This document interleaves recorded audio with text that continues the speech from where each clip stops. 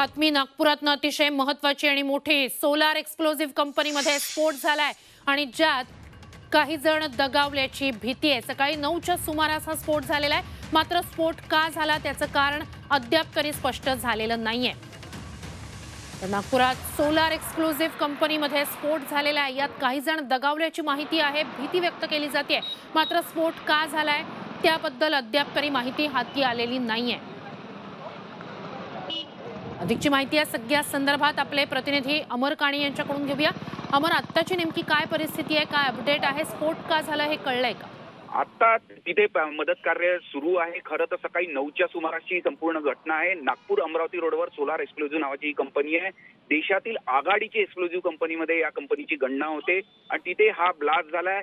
सकाळी 9च्या सुमारास ही घटना घडली। नेमका ब्लास्टचं मागचं कारण काय हे थोड्या वेळात स्पष्ट होईल, पण आता जी माहिती मिळाली आहे तिथे 7 ते 8 लोक त्या नेमका जिथे ब्लास्ट झाला तिथे काम करत होते। त्याच्यात काही जण दगावल्याची एक भीती सुद्धा व्यक्त करण्यात येत आहे आणि आता तिथे मोठ्या प्रमाणात मदत कार्य पोहोचलेलं आहे, तिथे मदत करणं सुरू आहे। सोलार एक्सप्लोसिव्ह ही जी कंपनी आहे केवळ भारतातच नव्हे तर परदेशात सुद्धा अनेक एक्सप्लोसिव्ह मटेरियल तयार करून देते।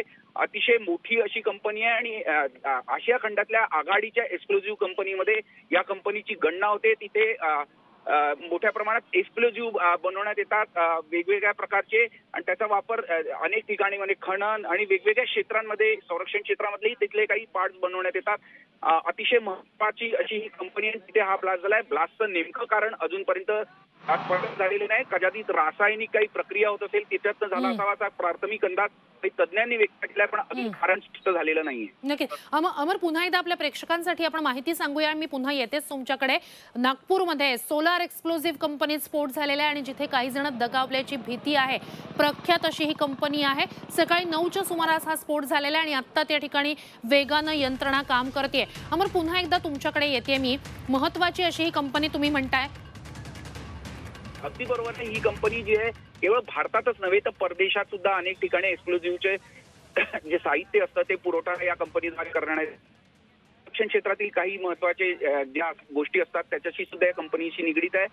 अतिशय मोठी अशी कंपनी आहे। बाजारगाव म्हणजे नागपूरहून अमरावतीला जाताना उजव्या बाजूला साधारणतः 30 ते 35 किलोमीटरवर या कंपनीची मोठी अशी एक फॅक्टरी आहे आणि काही कर्मचारी तिथे काम करत असताना सकाळी 9च्या सुमारास अचानक ब्लास्ट झाला आणि त्यानंतर बरीच पळापळ झाली। अनेक कामगार बाहेर पळत आले, पण ब्लास्टमुळे आजूबाजूच्या एरिया सुद्धा बाजारगावच्या म्हणजे गाव आहे तिथले लोक हादरून गेले। त्यानंतर वेगाने त्या कंपनीच्या दिशेने सगळेजण धावत सुद्धा गेलेले।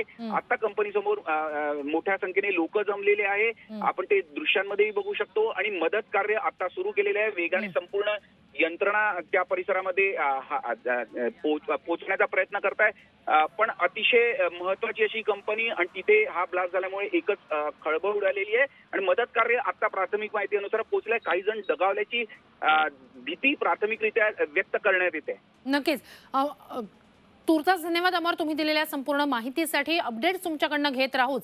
नागपूरमध्ये सोलार एक्सप्लोसिव्ह कंपनीत स्फोट झालेला सकाळी 9च्या सुमारासची दुर्घटना आहे आणि या दोघांचा मृत्यू झाल्याची प्राथमिक माहिती हाती आलेली आहे। ज्या वेळेला हा स्फोट झाला त्यावेळेला तिथे जवळपास 8 ते 9च्या आसपास कामगार काम करत होते। आता यंत्रणा तिथे वेगानं कामाला लागलेली आहे, मात्र या स्फोटाचं कारण अद्याप तरी स्पष्ट झालेलं नाहीये। आई भवानीचा गजर म्हणजे झी 24 तास।